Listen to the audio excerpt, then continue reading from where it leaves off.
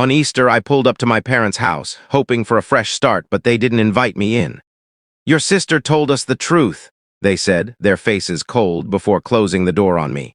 Rage surged through me, and I shouted that I was done paying her rent. She could figure it out herself.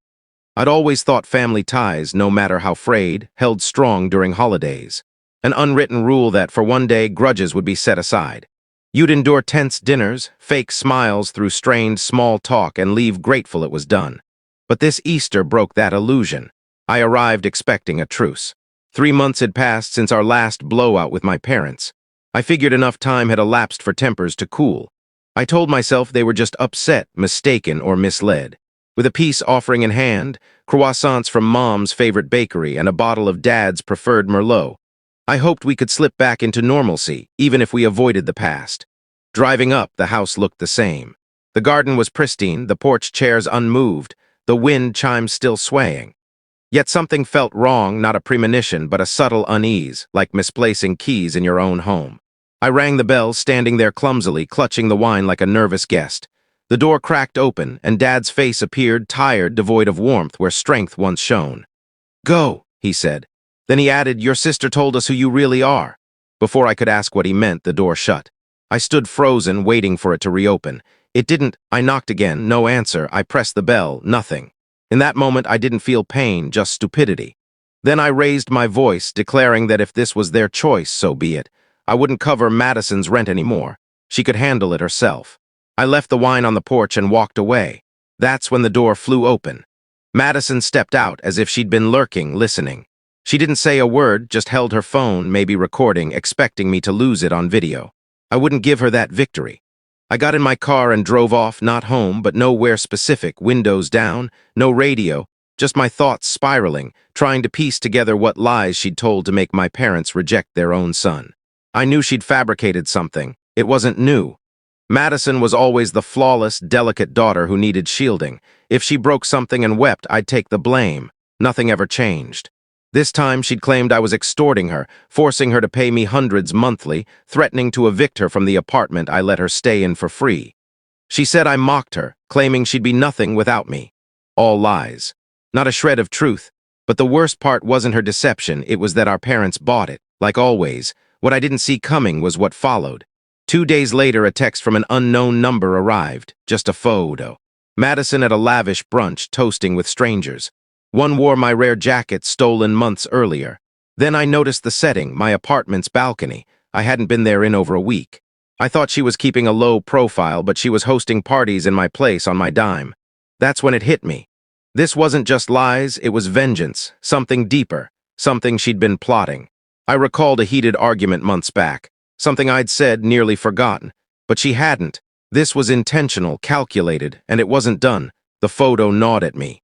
Madison smirking with strangers, sipping cocktails on my balcony like it was hers. My jacket on some guy who looked too at ease. It wasn't just disloyalty, it was brazen, a slap in the face like she wanted me to see it. That night I went to the apartment unannounced. I still had the keys, I'd never thought to take them back. That was my error. I arrived near midnight. Lights blazed, music thumped, some generic pop song rattling the walls. I parked across the street and watched. The place was packed. Too many people. I walked in like I belonged, because I did. The scene was chaos. Empty cans littered the floor, a scarf was taped over one of my framed prints, scribbles marked the walls. A guy was passed out on the rug, another tried lighting a cigarette with a candle in the kitchen. 2 girls were snapping selfies in my bathroom, posing with my toothbrush. No sign of Madison. Yet, I cut the music. People froze, realizing they didn't belong. One guy demanded to know who I was. "The guy whose name is on the lease," I said. Silence fell. I grabbed a garbage bag and started tossing bottles. The crowd slunk out, grumbling like I'd spoiled their party. 10 minutes later, Madison walked in with takeout and a new group of friends. She saw me, took in the scene, and didn't blink. "Why are you here?" she asked, as if she were blameless. In her mind, this was her entitlement, like the apartment was hers by right. I didn't argue. I told her to pack her stuff. She had 2 days. Then I changed the locks. She didn't fight it, not yet. She just grinned and said, "Hope you're prepared for what's coming." And then the unexpected.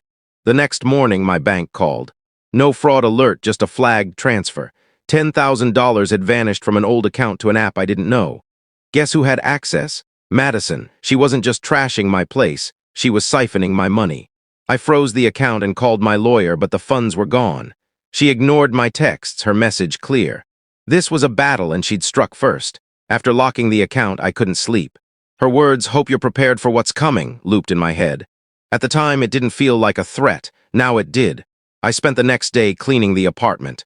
2 garbage bags later, I found a broken shelf and noticed someone had taken the TV remote. Just the remote. Somehow, that irritated me more than anything. Madison hadn't replied to any messages, not the eviction notice, not my lawyer's emails, not even my late-night jabs. Then came the email. The subject was just my full name. Inside, a Dropbox link, no text, no sender. I clicked it. Curiosity got me. The folder held screenshots of private texts between me and an ex from years back.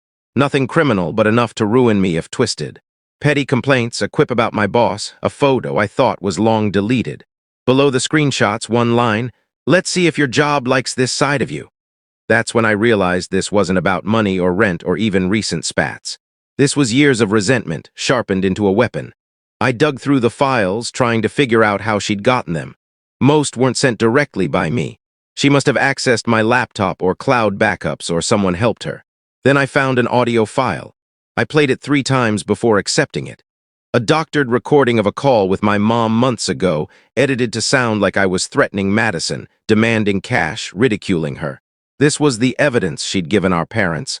The lie that made them shut me out. It wasn't just manipulation, it was meticulous. The final hit came when my key fob failed at my building. The manager said my access was revoked. Madison had shown a forged lease, claiming I'd signed the apartment over to her. Worse, she'd filed a restraining order against me. I was barred from my own home. The manager wouldn't meet me, citing a pending lawsuit. That night, I found the restraining order in my email, real, filed in court with my name on it. Her statement was a tangle of lies, fake audio, a fuzzy photo of a bruise, likely from bumping into something, and claims I'd threatened her life over money. She didn't just want revenge, she wanted to erase me. I stayed in a budget motel while my lawyer fought the order. I didn't tell anyone, just kept working, pretending my world wasn't crumbling. That lasted 5 days. Then the leak.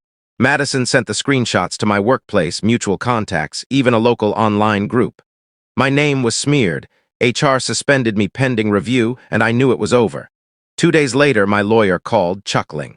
Madison had overplayed her hand, filing for conservatorship, claiming I was too unstable to manage my finances. She wanted legal control of my money. It was ridiculous but chilling in its boldness. Then, a breakthrough. My lawyer pointed out Madison's arrogance. She thought no one was watching.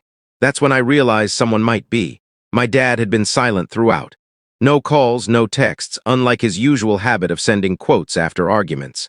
I called him from a blocked number. He picked up wary and said, "Stop digging, you're making it worse."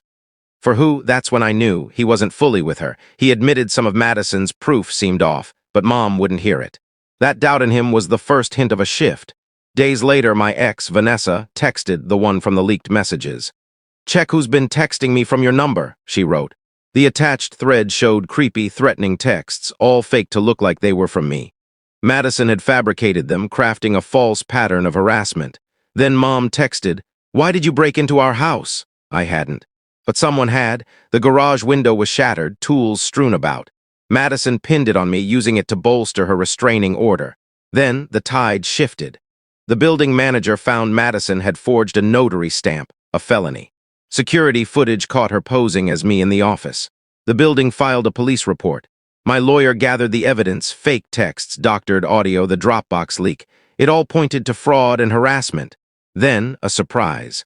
One of Madison's party guests, an ex of a tech-savvy friend she'd crossed, anonymously sent me proof of how she'd spoofed my number and hacked my accounts. 6 months later, the restraining orders were dropped. The case closed. Madison disappeared. I moved back into my condo, taking remote jobs, trying to rebuild. Then a handwritten letter arrived. No return address. Madison claimed someone was after her, slashing her tires, breaking into her place. A note inside read, "Hope it was worth it." She ended with, "I don't expect you to forgive me, I just don't want to end up dead." I didn't respond. 3 nights later, a sticky note appeared on my door. "You protected her once. How far will you go now?" No cameras caught who left it. When I asked Madison if someone else might be after her, she texted back, "Yes, I thought he was gone." Now I'm left wondering who else has she crossed. And am I still a target, or just caught in someone else's vendetta?